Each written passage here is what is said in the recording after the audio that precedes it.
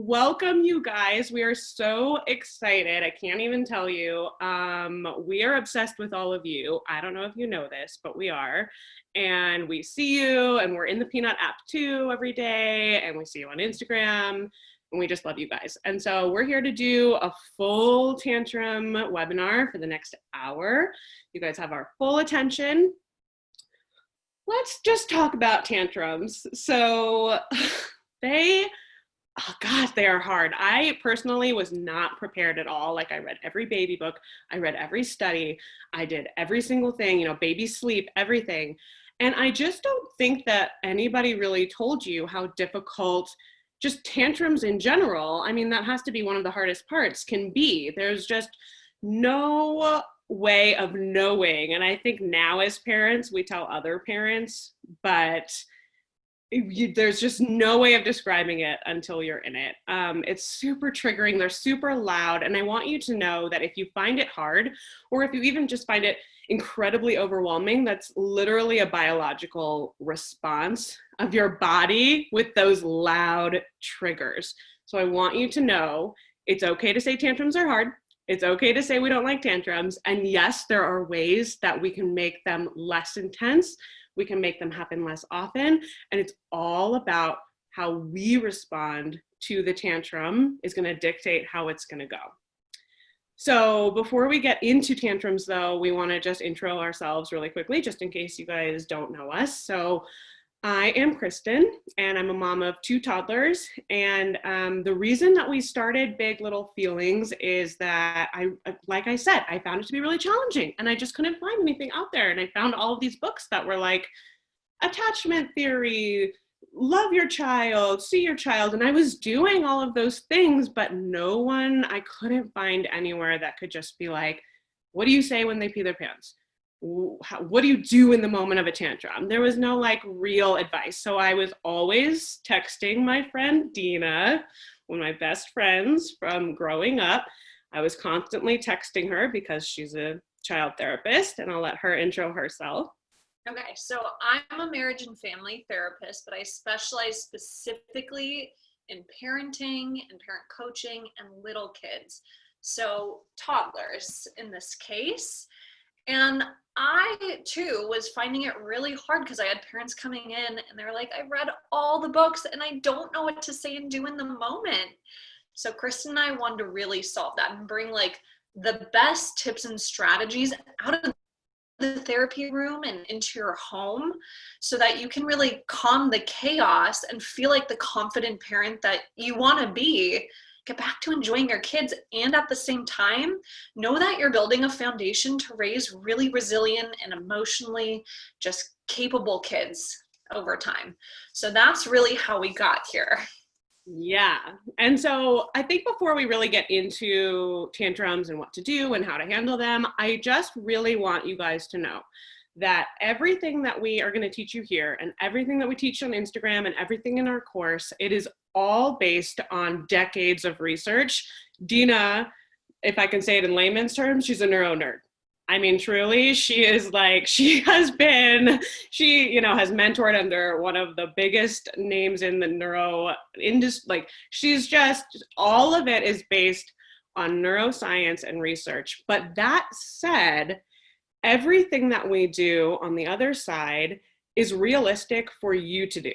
So I'm going to show you every single day on our Instagram, if you're with us in our stories, I show you how a real mom who's really busy, who's hit her limit, can actually do these things every single day. It's not fluffy. It's not idealistic. It's a little bit fluffy, but like, we like that, that's healthy. But it's not impossible. We are here to make this realistic for you guys. If you ever feel like it's overwhelming throughout this, or it's just a little bit like vague, or you can't really think how you can do it, just shoot us a message or send us an email or something. We're here to help you guys.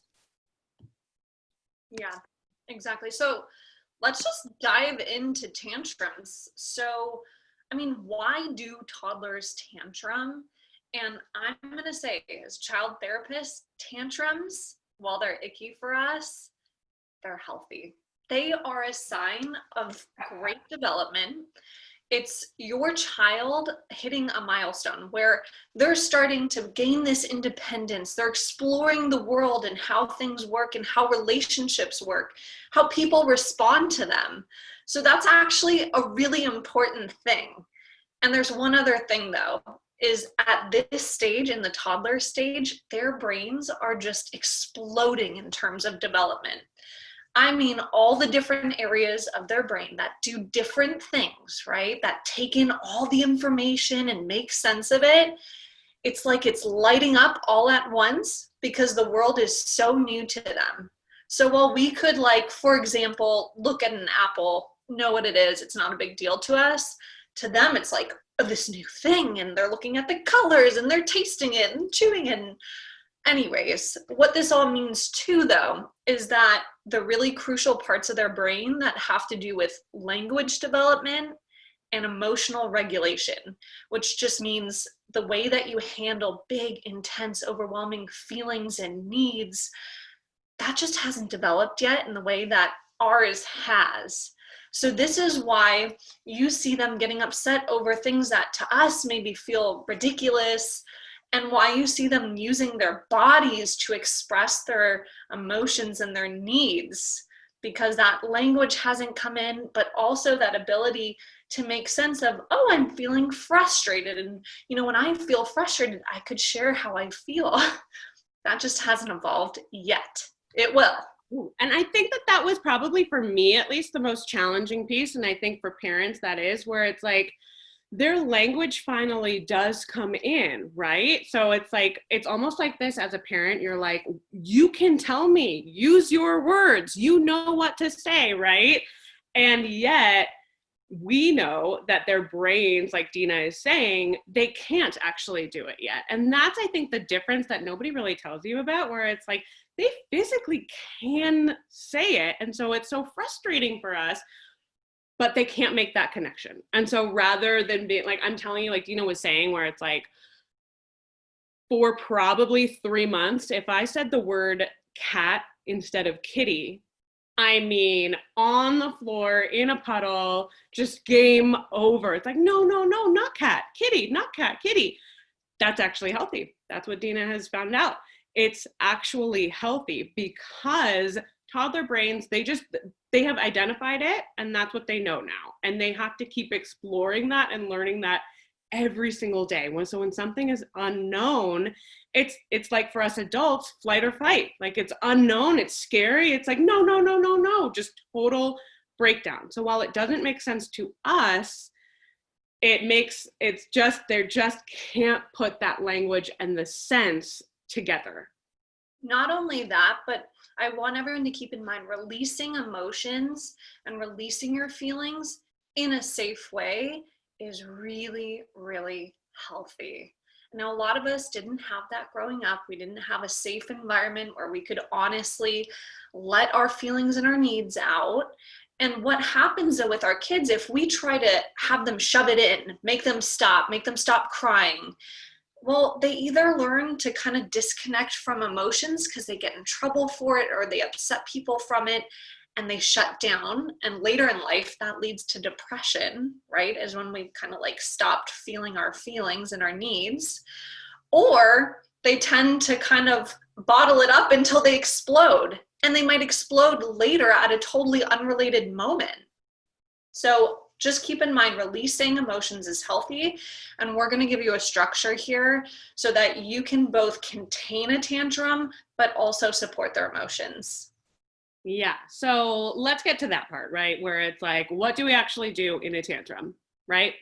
So it can be so confusing out there, where it's like, do I ignore them because I don't want to show them that the tantrum is a way to get my positive attention, so I should just ignore them? Or should I send them to a timeout because, to show them that tantruming is bad? Or what do I do in the middle of a tantrum? And so if you look at our Instagram, or if you look at our course, we do the same, and we're about to let you in on the secret right now. It's the same structured 3 steps every single time, no matter what the tantrum is about, whether it's for a good reason or a bad reason or a this or a that. It comes down to the same 3 steps. And we give you guys scripts on our Instagram that are loose scripts that you can apply to anything or apply to your kid. But the reason we started giving those scripts was because your kid is next to you and they're screaming in your face, and you love this person so much and you just tried to make them food. And so as much as you would like to not take it personally or be emotionally involved, you're human. So I first of all want you to know that if you respond that way, or you're like super emotionally almost like, like offended, you're not alone. It's totally normal. And so what the scripts do in those moments is it allows you to kind of take a step back, and we want to just mantra those scripts. And again, it could be our script or it could be your own script, but kind of mantraing it in a calm way over and over and over again. And the reason we do that, and I think Dina could probably explain it a little better, is that in the moment of a tantrum, we're not trying to negotiate or reason. So Dina, do you want to maybe go into that? Yeah. So in the moment of a tantrum, like she's saying, you don't want to be negotiating, reasoning. That's going to put you right into the middle of a power struggle a lot of times. This is really about containing and connecting. And then we're going to teach you how to give them some age-appropriate power to get them to really feel like you're on their team and they're on your team and work together. But step one of any time that there's something tantrum-related happening, so, they're frustrated that they can't have something, they're frustrated that their crayon broke in half, their paper ripped, that they can't, climb up on the bookshelves like they want to. Whatever it might be, step one is stay calm. And there's a few reasons here. One is that if you join their chaos with more chaos, it's going to be harder for them to calm down. So try to bring your calm into the situation, but also kids at this age especially, they feel safer when you are a calm, confident leader of the home, which means you are the adult who makes the big decisions, who's making sure that everyone stays safe, because they really can't. And sometimes that's anxiety provoking. If they have too much power and there are no boundaries, that can actually lead to more chaos. So step one is I want you to really just feel yourself be a calm, confident leader of your home. Yeah, and the calm piece too is there's another part of it, which is, let's say hitting is an example. Okay, so we see your kid, and by the way, all kids hit. Okay, we don't want it. We don't want to condone it. We're not saying like it's okay. We're still going to show you how to get through that and show them that it's not okay. But let's use hitting as an example. Okay, so when a child is hitting, and let's say you're doing dishes and your one kid hits the other kid. And so you turn off the water, you like walk over to them, and you go right up to them and you give them like a stern, like, no, or a big reaction. It's like, can you just stop? A big reaction. So your kid is so desperate for your attention that you just accidentally fueled more hitting. So the next time that your kid wants to get your attention, they're going to hit their sister or their brother or do whatever that unwanted bad behavior was. It could be hitting, it could be toy throwing, it could be even whining, it could be anything in the world. But if you have a really big reaction to those bad things, you're just going to keep seeing it over and over and over again. And a lot of parents think, and I think it makes sense, where it's like, I need to show them that this is bad or this is wrong. But even negative tension, even taking them over and putting them in a corner or taking them by this, you're really fueling them to hit again, because you're giving them one-on-one attention. That is what they are so desperately craving. So at the end of this, we're actually going to tell you how to give them positive attention to avoid that. But that is really a huge reason why we want to stay calm in the moment and not have a big reaction.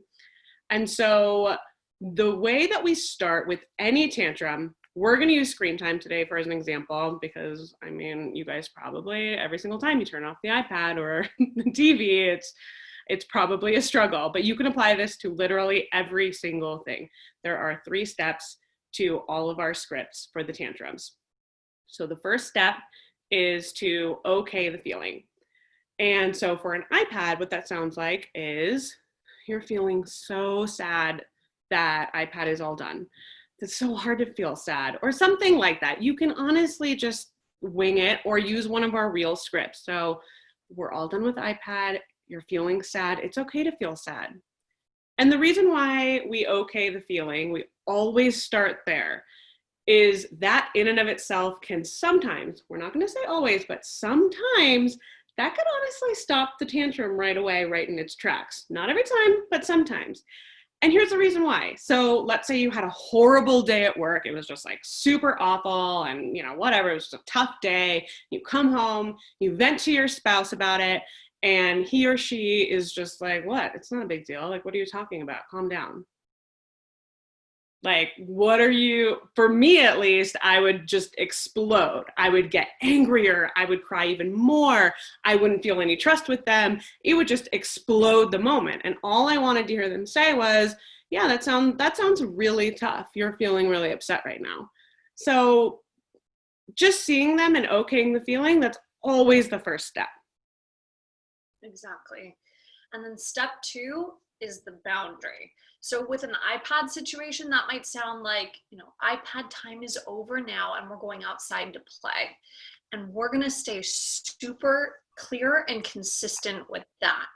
Because what ends up happening is if they're tantruming, if they're yelling and crying, and after a long day, you're like at your wit's end here with that, and you give in and you say, okay, 5 more minutes, or okay, you know what, 1 more episode, just this once. Well, what ends up happening is they've just learned that pushing and tantruming and crying, it does maybe get you what you want, 1 more episode. So when we can be that calm, confident leader who's ready to just take on whatever emotions are coming our way, but we know we said 1 more episode and now it's done and it's time to go play outside. If we stick with that, our kids over time will learn that we mean what we say and that it's okay to feel how you feel about it. But we as parents, we're also allowed to hold a boundary. So that is super important as well.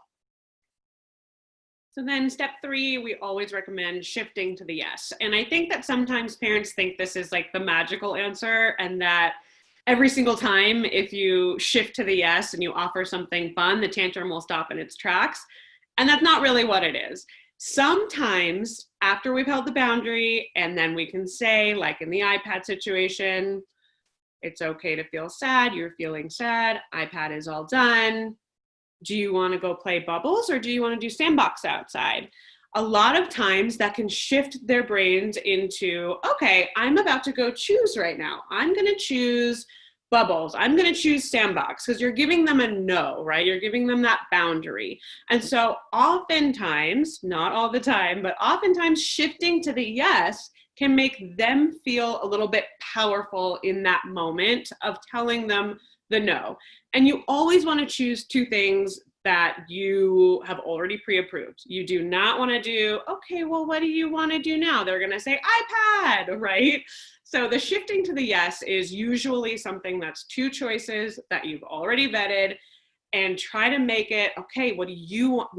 Do you want to go do bubbles or do you want to go do sandbox? Giving them that little piece of control to overcome that big no that they're going to have instinctually.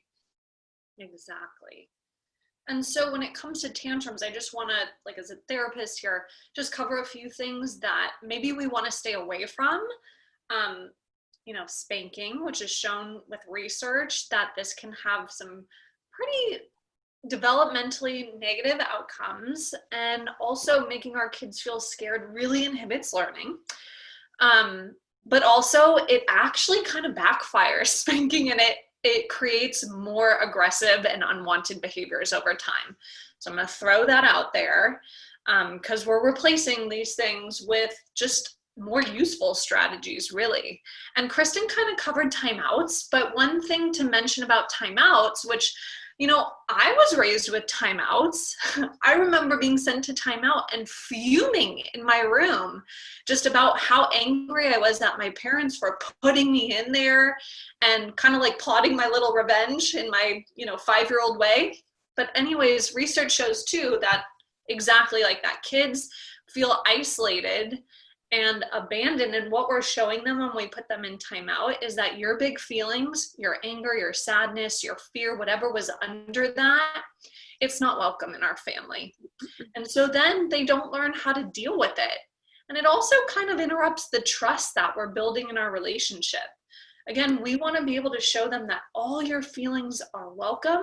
Some behaviors, some expressions of those have boundaries, and that's where those boundaries become really important. But that's just one important thing I think to mention there, that our strategy of how to handle these tantrums, it's almost like time in rather than time out where you're isolated. I'm going to help you name your feelings, understand what's going on, and hold consistent boundaries with you. So we'll have more examples as the questions roll in where we can really demonstrate that for you. And then last thing too, you know what, bribes and threats, one other thing that can easily kind of like come into our parenting realm because we're frustrated. We want to be the powerful one, not our kids, especially power struggle, right? So the whole like, you know, if you don't stop, you're not going to get this. That is so natural to us a lot of times. And that can just ramp up the power struggles. So we're replacing that today. Yeah, so we, instead of doing those things, again, like in the moment of a tantrum, it's not the moment to teach. We do want to teach better behavior, but it's not in the moment of a tantrum. And that's why we, you know, the timeouts and all of the things that Dina had mentioned, the bribery, things like that, doesn't necessarily work. Because in the tantrum moment, we really just want to contain it. We want to kind of support them. That's all we're trying to do. Because if we try to teach them, whether it's through a timeout, whether it's through reasoning, they're just, again, it's like an adult who has just, if you're really angry and you've like lost your mind, it's not when you're going to learn. It's just not. Before we get into what our next section is, we are going to do a Q&A at the end. And so we'll get to all of those questions at the end. But I did want to just quickly address the one about younger toddlers, because we get this question a lot. So 19-20 months, that is young, but it is not too young for these strategies, and it's not too young to use these exact same scripts. So I have an 18-month-old Junie. I've been doing them since even, you know, I'm a little bit crazy, but I've been doing them since she was 6 months old, and that's what we really recommend. Is it going to work? Going to go in at 6 months old? Who knows, right? It is. It's laying that healthy foundation. 19-20 months, I use at the end, like we just said, before bedtime, I will do, you're feeling so sad, it's bedtime. Then I shift into, but it's bedtime. Then I shift into, can you, like, giving the end shift to the yes is, can you put Kitty on the table? Giving her, as an 18-month-old, that sense of power, it can often shift that 18, 19 months. I did that even at 14, 15 months. Now, again, does this work every time? Not 100% of the time, but that's what we're here for. Would you try a strategy that works, you know, 50, 60% of the time, just to avoid that kind of ongoing power struggle and meltdown? So those shifting to the yes, even at 18, 19 months, 15 months, you can hold things up. Do you want to do bubbles or do you want to do this? It's shifting that mind from you saying no to you saying yes. Look, these two yes. It's really all about your actions more than them being able to even say anything, let alone fully understand you. And they do. And they do. And just to add in too, you know, developmentally speaking, your kids will be able to take in language and information and concepts before they can speak back. So just know that you're really building a foundation by starting early. Yeah. Okay. And so I guess we'll do this last one really quick, which is, what if they're too far into the tantrum to understand the choice or the yes? And that's such a great point. That's kind of exactly it. The tantrum itself is not bad. And I know that that's hard to hear. And we're going to teach you right now in a few minutes ways to avoid the tantrum before it even starts, which is honestly the key. Okay, there's all these strategies that we can use to avoid it in the first place. Once you are in it, sometimes you can't get out of it, and that's okay. It really is. And when you accept the feeling, and when you're not trying to tell them, just calm down, just stop, please stop, please stop, we're just trying to support them and get through it a bit quicker, which the best way to get through it quicker is seeing them, accepting the feeling, yet holding that boundary. Like Dina said, if you let that boundary go and you say, fine, one more iPad, the next time that tantrum is going to be off the charts. So really the goal is just accepting their feelings, holding that boundary, staying calm, and weathering that tantrum in the moment. It's okay to feel this way. It's okay to feel this way. So now I think we'll do Q&As at the end, by the way. So we're gonna do like a full 20 minutes. We got you. And now we're gonna teach you a little trick of how to avoid the tantrum in the first place. I wish we could just show you guys all of the tricks, but I don't think we have time. So we chose like the one that is the tried and true, and that parents just are constantly DMing us being like, this is magic, this is magic, this is magic. So this one is called the timer trick. And it has to do mostly with transitions. So I don't know if you've noticed this, but if you're at the park, the playground, and you want to leave the playground, or if it's bedtime and they're playing with toys and it's something that's fun and they're transitioning to something that's not so fun. You're playing outside, it's time for lunch. So transitions are super tough for toddlers. There's two reasons why. Time is just a concept that their brains cannot understand yet. So that's why we always have this joke where it's like, tomorrow is Christmas and yesterday was my birthday and I don't need to go potty because I went potty 3 days ago. They can't understand time. And so when you say, okay, it's time for bedtime, and they lose their mind and you're like, what is happening? Like every day after we do jammies and the sun is going down and we do the same song, every night it's time for bedtime. How could this be hard? But it is hard because their brains just can't understand time. So they think there's just endless time.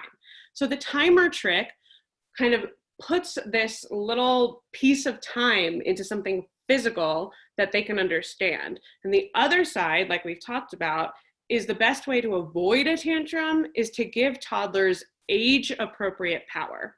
Now, what's age-appropriate means you're the parent, you decide it's time for bedtime. We are reading one book, not 20. And age-appropriate toddler power is something like, we have 2 minutes left until bedtime. Do you want to press the timer? You put them in charge of pressing the button, okay? If that doesn't work, by the way, use I think the app stores, they have fun timers. You can have them choose the song. You can have them choose the character. Put them in charge of the timer, basically. Don't set it for more than 2 minutes. Time is hard.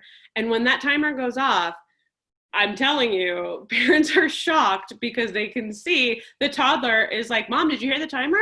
Like, if the timer went off, it's time for bed. Mom, let's go. And they turn it off, right? So they come over and they turn it off. They're in total charge of the timer. So try that little trick before any kind of struggles. Exactly. It can work truly like magic. They'll feel like you're on the same team, not against each other. And so let's talk too about another one of our game plans, which is super helpful for anytime you're seeing an uptick in unwanted behavior. And this might be whining, it might be hitting and biting, it might be just more tantrums than usual. And I want to note that, just context-wise, we're in the middle of a global pandemic, which has kind of shook all of us up at this point, changed our routines, and that can be stressful for kids. If we're stressed at home, I know like even in our home, some tension has rose at times because of this. So just know times of change can really bring out these shifts in behavior, these unwanted behaviors. And a lot of times too, we'll get DMs where it's like, oh my gosh, my kid is hitting all of a sudden.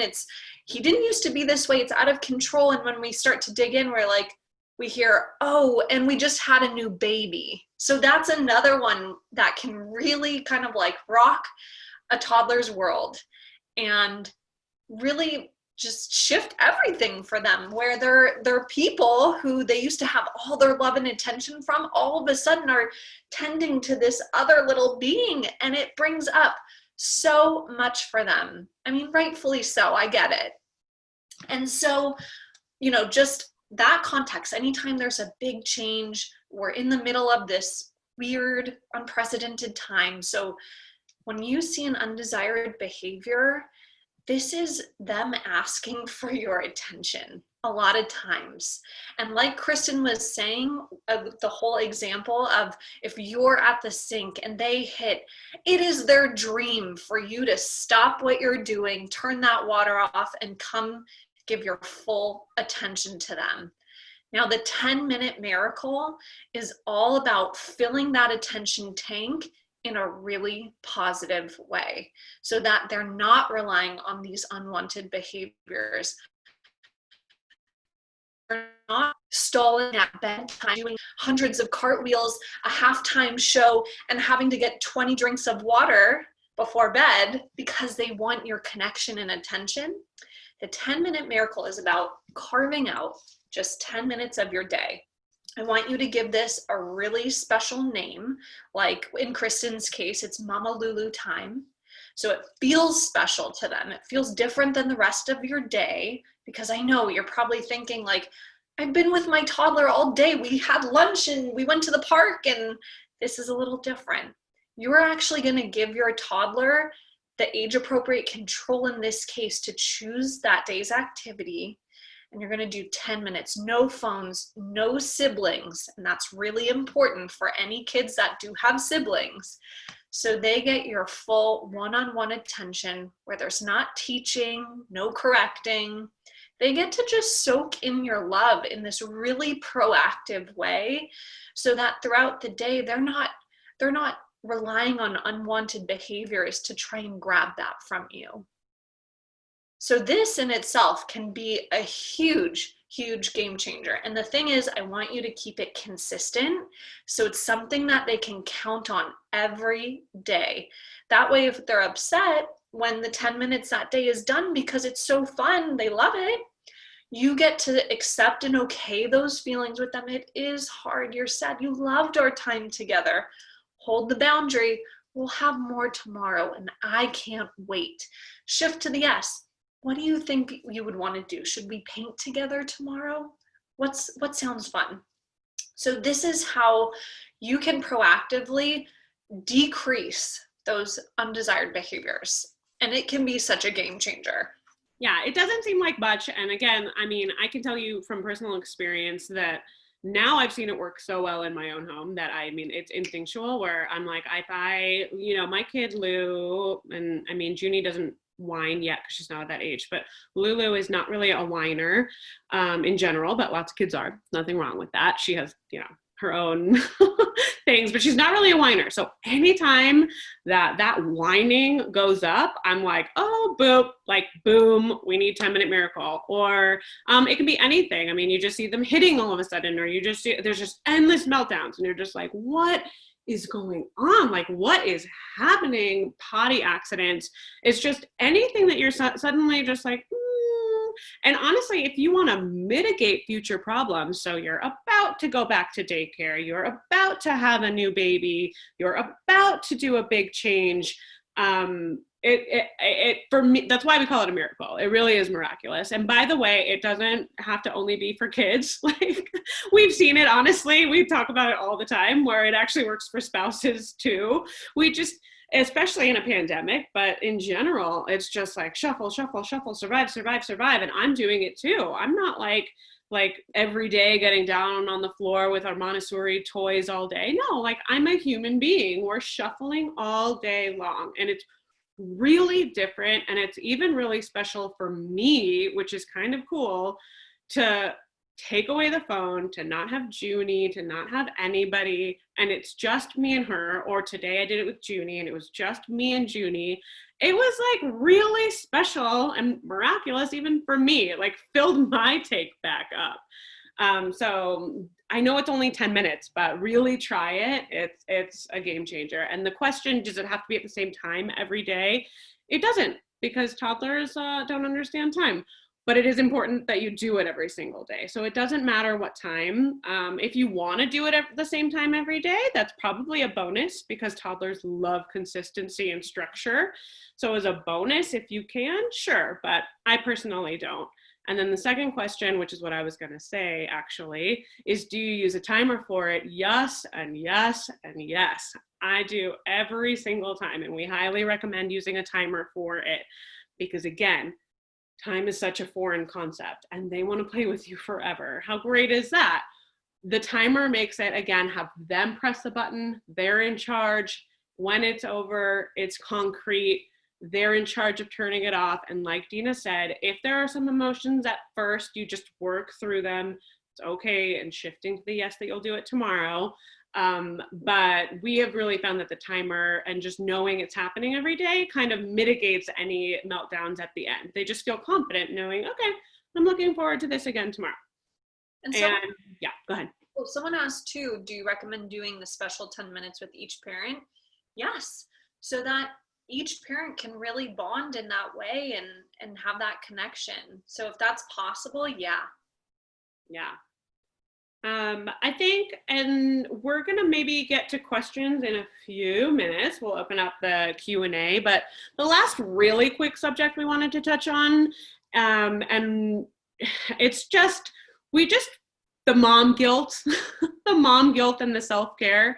We're here to talk about, yeah, exactly.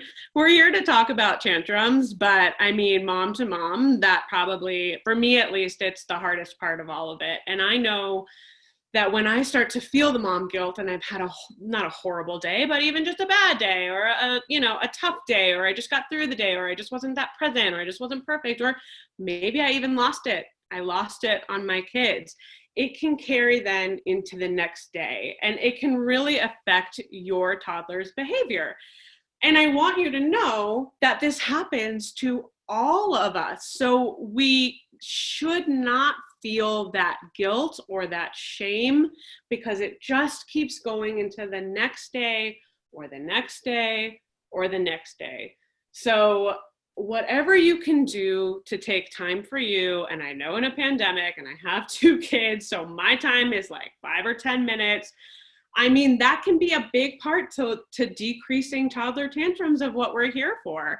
It's also just great for you. Take care of yourself if you can, and let that mom guilt go, because a big reason of why we started Big Little Feelings was for toddler tantrums. And then what we found in doing stories is that a lot of the things that we see on Instagram about motherhood, it can feel really isolating, and it can feel way too perfect and way too buttoned up, and that, your kids are in perfect outfits and they eat cut up shapes, which mine do, so no judgment, cut up shaped foods and things like that. And so we always just want to remind you that motherhood and parenting and tantrums and all of that, it's hard, and it's not supposed to be perfect, and that you can let that go at the end of the day. You're doing a great job no matter what you did today, whether you did our scripts perfectly or whether you did not, or whether you did none of them, or whatever you did today. You did a great job today, girl. You did a great job.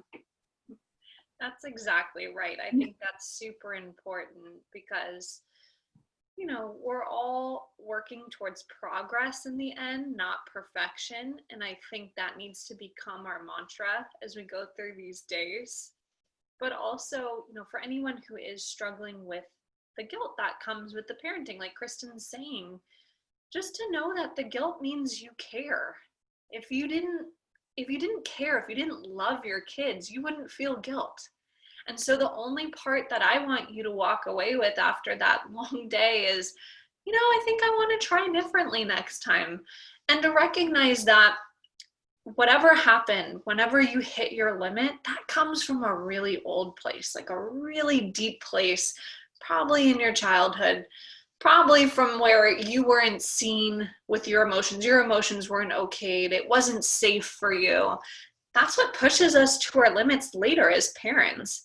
So if anything, rather than guilt, what you need is some love, some compassion, and some nurture in those moments. So after a hard day, like Kristen was saying, carving out even just 5 minutes to go take a breath outside if you can and watch a sunset, like, you deserve it.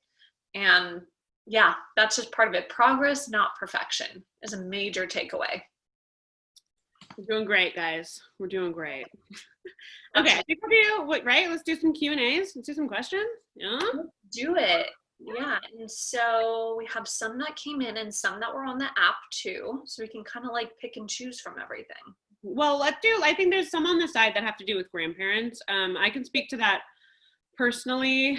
If they are taking care of your children for full days, like they are kind of like the caregiver of full days, then, you know, I recommend a little bit of a higher approach. We did our course that it has, you know, our course, we aimed it towards all caregivers. You can also just have them read a book. When they're doing caregiving, it's okay to kind of hold your boundaries and to let them know what you're doing, why you're doing it, send them research. If the grandparents are there from time to time and they're not doing it perfectly, we simply recommend, again, holding that boundary with them. This is what we are doing. We actually don't distract them. We tell them, you know, it's okay to feel this way, however you want to explain it, and then just hold that boundary and do it over and over again. I have firsthand experience in this that I've shared, that my mom literally wanted to like call the cops on me when we did baby-led weaning because my baby was having a broccoli, you know, and she's like, what are you doing? The same thing with the behavioral things. And now at 4 years old, they're all like, you should write a book on this. Like, I can't believe how great eaters, and I can't believe how empathic your kid is. So our best recommendation is have them do a course or a book if they are main caregivers. If they are not, it's super frustrating, and I've been there, but what you can do is hold the boundary. You can step in, you can have your kids back in front of them. That's okay. And kind of just exhale a little bit. It's so hard. I'm with you. I hear you. Let's see. One from the app. Are you chuckling at me? Okay, one from the app. So Ashley wrote, my 2-year-old bangs his head on the floor and throws things when he gets frustrated. He can be redirected, but how do I curb this initial behavior? And then someone actually commented onto that too, which I think is important, and said, mine does this too. It makes it difficult to set boundaries at bedtime and nap time because she just hits her head, and of course we then pick her up. So let's talk about headbanging. It's actually pretty common for the toddler stage. Why? Because again, the language skills haven't evolved, and we see them expressing emotions through their body more. So their frustrations, their feelings, they come out through their body. So headbanging can be part of this. So what do? Well, we okay the feeling. So in that moment, if they're frustrated, for example, you're going to step in with the calm, confident energy and say, I see you're feeling frustrated. It's okay to feel frustrated. Boundary, I won't let you hurt yourself. I'm going to slide in here and I'm going to keep you safe. So when I say slide in, I'm going to slide my hand in. Actually, as I'm saying, I'm going to keep you safe. I'm going to slip my hand in and make it so that the boundary is not just my words, but it's actually my action. I'm keeping them safe in that moment and not expecting them to listen to me saying to stop. I just help them. Or the other option for headbanging is I'm going to slide a pillow in here to keep you safe. So know that this happens, and that's how you're going to handle it. And then later, if they're old enough, because a lot of times this happens with our pre-verbal toddlers, if they're old enough to kind of talk through it, you can say later, you know, you were so frustrated when your brother took your toy. what else can you do next time when you're so frustrated? Instead of banging your head, you could tell them you're not done yet and walk through that. And so like Kristen was saying earlier, after the tantrum is the time to teach. I also want to just make one note with head banging. If your mom or dad instinct has any concerns, run it by your pediatrician when it comes to head banging. Just let them know, because they know your family and your toddler best.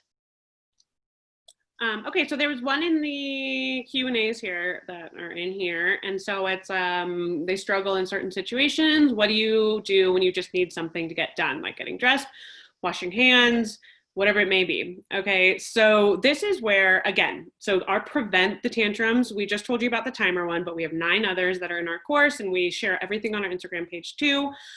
So if you can avoid it by giving them power, so washing hands, getting dressed, we cover that in our course, where getting dressed could be, do you want, okay, it's time to leave. You're telling them it's time to leave. Okay, you're the parent, you're making the choice. It's time to leave. Do you want to get your red shoes on or your blue shoes on?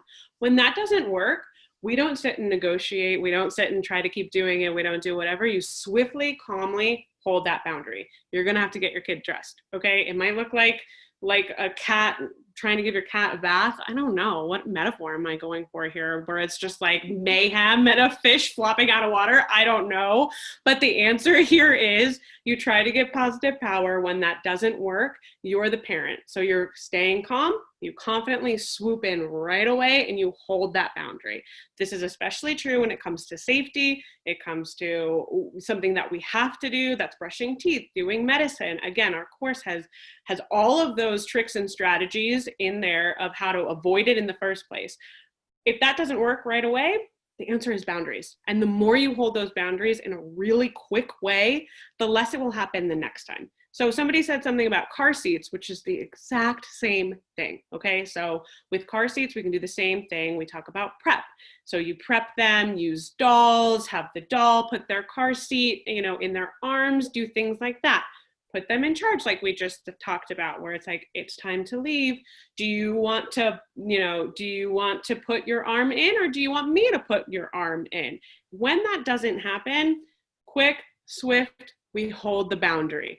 You don't want to go in your car seat. I'm putting you in to keep you safe now. It's time to go. And you're just doing it swiftly. The quicker you do it and the more often you do it, they know next time screaming or having the tantrum isn't going to get their 5 more minutes out of the car seat. And something that we get asked as a follow-up to that often is like, well, can I hold the boundary and okay their feelings? Like, should I just kind of stop what I'm doing to focus on the feelings when I'm holding that boundary? No, you can do both. You can put them in the car seat and continue okaying the feelings as you're driving. It is hard, and I hear you didn't want that. And yeah, so I just want to kind of like put that out there too.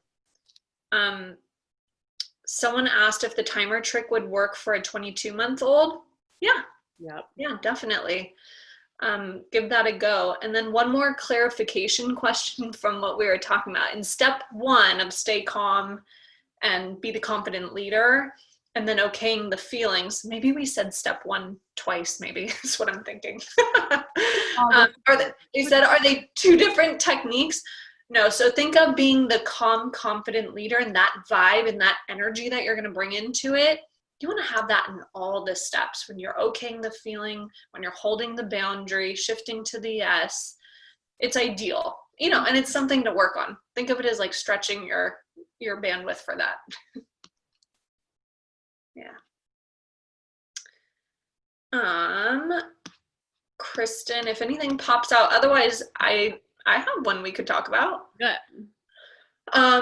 So Anna on the app was asking what to do with my 2.5-year-old son who gets mad and freaks out when going to the doctor. I'm the dork one. Okay, so we can talk about prep. Doctor visits are actually a super common thing, and we cover this in the course too. But just to give kind of like a high-level overview, prepping is going to be so important for something like a doctor visit. So we want to, ahead of time, really help them understand what it's going to look like.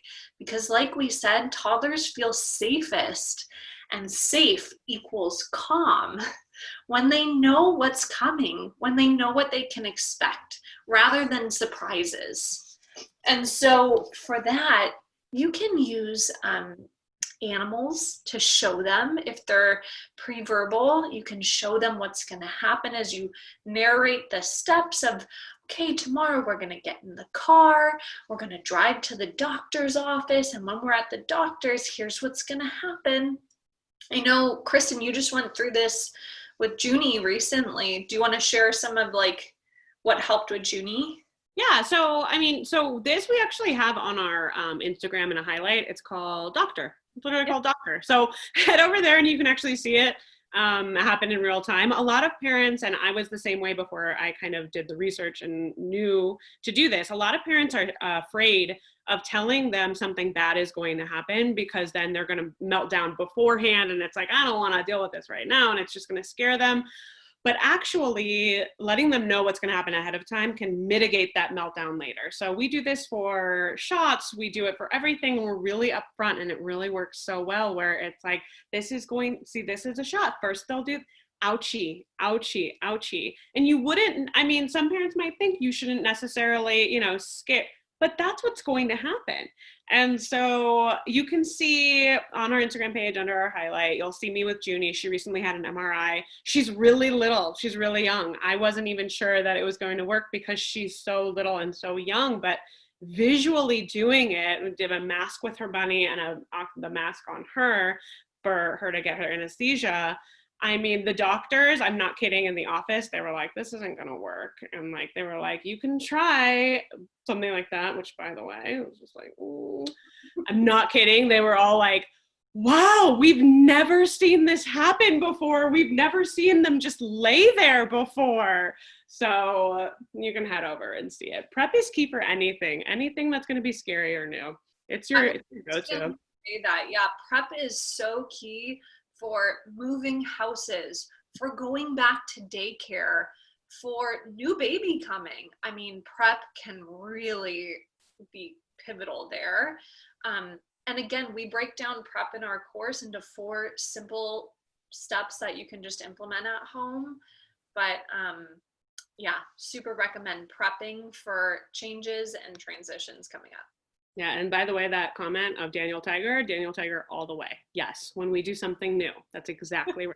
That's exactly right. For the win. Yes, love Daniel Tiger. Okay. Go for it. So I think we have time. Okay, we still have some time. So I'm thinking like a bedtime. We're getting a lot of bedtime ones over here, which is, again, something that lots of people struggle with, bedtime. I saw someone on the app, actually, they commented, excellent, just in time for a nightly toddler bedtime battle. I loved it. It's a real thing. And again, like we talked about, the reason why is that they're doing something fun and they're going to something not fun and they're shocked and they're surprised, right? So we actually have a ton of different bedtime battle strategies, but probably I think the most successful one and the best one is the bedtime chart. And so this is different. It's not a reward chart. We don't necessarily need to like reward them for doing it the right way or doing it in the way that we're asking. The bedtime chart, the reasoning behind it is what we've been talking about. Instead of us barking the orders at them, right, is what they feel from us all day long, they're the ones in charge. Okay, so we're in charge of what time bedtime is. We are the calm, confident parent. It is bedtime now.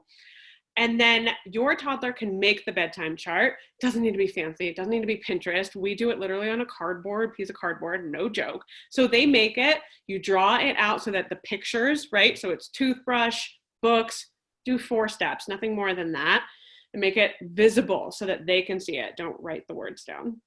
They're then in charge. And so you say, okay, Tommy, what's up next, right? And so they're running over and they're like, teeth. And you're like, okay, I guess it's time for teeth. So you follow them, you do teeth, and you give them the sticker, or they can check it off. You go, okay, go put it on the sticker, right? So they put the sticker on, you're like, all right, what's next? Like, I don't know what's next. And they go, oh, it's time for a book. And the last one is always bed. And so they're like, okay, it's time for bed. It's putting them in charge. And we've had like huge success. Parents love this one. And it just mitigates that no of you being like, go do this. It's like, okay, it's their idea. Try it out. Yeah, agreed. One from our Q&A. So clarification on okaying the feeling, especially if shifting to the yes doesn't work right away. Staying calm and present, or staying calm doesn't mean being physically disconnected, right? If the toddler needs help soothing, calming themselves with their big feelings, we can both verbally validate the feeling and offer physical ways to comfort, soothe, calm them, right? So I'm so happy someone asked this, because it highlights that all kids kind of are comforted and nurtured and regulate their feelings in different ways. So part of our scripts is we want to empower you to feel like you have a plan, but really tune into what your toddler likes and needs in terms of comfort and nurture. So some kids, yes, they want that hug. When you see their big feelings and you say, I see you're feeling so mad and sad, do you want a hug?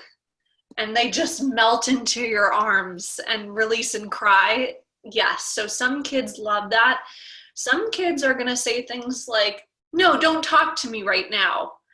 And that's okay too, actually. So remember, when your brain is in a heightened emotional state, it's not the time to teach. And really, a lot of us, even as adults, we can't have a conversation right then. So I do want you to stay physically connected or present. So don't walk away, but you can let them know, okay, you're letting me know that you need a little quiet time right now. I'm going to stay right here in case you need me or you want a hug. So it's okay to stay connected, but not necessarily be talking to them if that's not what they need in that moment. Knowing that once they're calmer, you know, go back and revisit the feelings. You know, I saw you were so sad when that happened, and what would feel helpful for you next time, and teach the coping skills. We actually have a whole section on teaching coping skills in our course too. So putting that out there, that all kids cope differently, and to really tune in and trust your mama gut, your dada gut. That's part of it. Okay, so we're getting close here, so I'm seeing the parent preference thing, and I think that rather than even answering it here, we have a post on our page. It's called, it's like, you know, what to say when, parent preference, and there's a whole plan there. It's really similar to the bedtime chart. You basically make a chart, you let them know ahead of time, mommy is doing tonight, daddy is doing tomorrow, mommy is doing the next night, daddy is doing the next night. You put them in charge of putting the sticker on, like, okay, mommy's turn to do bedtime. Go look at that post, and like somebody said, it works really well. So it's already there. It's also in the course too. Yeah, it's in the course too, but it's also on our page. So, and then we're also having a tons of questions about sleep. And so it's all actually pretty connected, by the way. So there's some on here about laying with them to fall asleep at night. There are some about night wakings. There are some on here about coming out of their room at night, whether it's because they're asleep or coming in the middle of the night. Maybe it's right after you put them to bed. Laying with them to fall asleep, by the way, leads to night wakings. So if you're doing that, then there is that association. We actually we can't even cover sleep on our Instagram because we have tried in so many different ways. And instead we put sleep fully in our course because there are sleep plans. Like, it involves daytime steps, nighttime steps, over and over steps. It includes the next day. There are full plans that are customizable for night wakings, for falling asleep with you and not being able to get out of the room for 2 hours. If they're in your bed, you want to get them back into their bed. So if you're struggling with sleep, we are here for you. It includes really big plans. And the reason it includes big plans is because, you know, we want it to work. We don't want to just do one thing or the other. It's like this full thing to get you your nights back, you know, a couple of days of consistency, and we can get there. Mm-hmm. All right, Deans, what do you think? One more? Should we do one more? Ooh, I like it. Ooh, let's do one more. Do it. Let's do one more. Let's pick. What do you think? Let's see. Anybody have like a last one they want to throw in real quick? I don't know. Oh, we love you guys. We love you. I guess we don't have to. I'm feeling overwhelmed. A lot. I'm feeling overwhelmed. I know. I just want to do like one. I know. Ooh, So, do one. um, someone talked about whining. Yeah. You wanna do Um, one? how do you deal with whining until she gets what she wants? Yeah. Well, that's a really good point. Okay, so whining is not something to punish. I first want to say that this is developmentally totally on track, their whining voice. And it will not last forever. You are not going to have a whiny child forever. But to know that it's all about boundaries, right? So I think the key part that stuck out to me is until she get what she wants. So just holding that boundary consistently and okaying the feelings of I hear you, you want a cookie right now, and it's really upsetting that we're not having a cookie right now becomes super important, just hearing them and okaying that while also holding the boundary, because similar to tantrums with whining, if we don't hold that boundary, you can almost guarantee you're welcoming way more whining. Yep. Yep, that's right. And then I think the last one, because I've seen a few people say this, where it's like, what if you don't know what they're upset about? The goal is not to reason in a tantrum. So they could be upset about there's a crayon and it's too purpley. The purple is too purpley. You know, like we've heard this all the time where it's like, oh, they're not telling me what's wrong, or they're pre-verbal. The reason doesn't matter. Okay, it could be that you have a new baby in the house, but they're melting down about something else. So even if they can tell you what they're upset about, it often doesn't matter. So we don't need to focus on the why behind it. We can just, if you know what it is they're feeling, you can say, you're feeling frustrated. You're feeling a lot of big feelings right now. That's really hard. We're going to keep going through it. We don't need to agonize over the why. You're going to drive yourself crazy. You'll drive yourself crazy. You know, toddlers, they melt down. It's natural and it's normal. Yeah. And I see a lot of hitting and biting ones too. Head over to our Instagram. We have a highlight on it, and then we have a whole section in our course for even more support to walk you through a step-by-step plan to respond in the moment and reduce it over time. Yeah, so our Instagram, it's at Big Little Feelings. We share every single day, so you'll see a post with a script every single day with, you know, everything is backed by Gina as a child therapist. If you look at our stories, you're gonna see me literally living it every single day. So I'm going to share with you everything. I share with you when it does work. I share with you when something is really frustrating is happening. I mean, we share it all, and we'll show it happening like in the moment too. So look at our stories. And then again, you know, we have our course. It's called Winning the Toddler Stage. We really made it so that it was so important to me as the mom of a toddler that we could put every single thing in there. I'm not kidding you guys. We put in bedtime, bath time, car seat, siblings, sharing, like bath time. The most, like, I just thought of the most insane or crazy, you know, every teeny tiny thing. We really tried to. And then again, the big sleep guide and the eating guide. So head over to our Instagram, head over to our website, Big Little Feelings. I cannot tell you how much we love you guys. You guys are the best. We're so grateful for you guys. And thank you for coming. Yeah, this was so fun. And I hope everyone has a good night or morning wherever you are. Good day. Housewives. Yeah.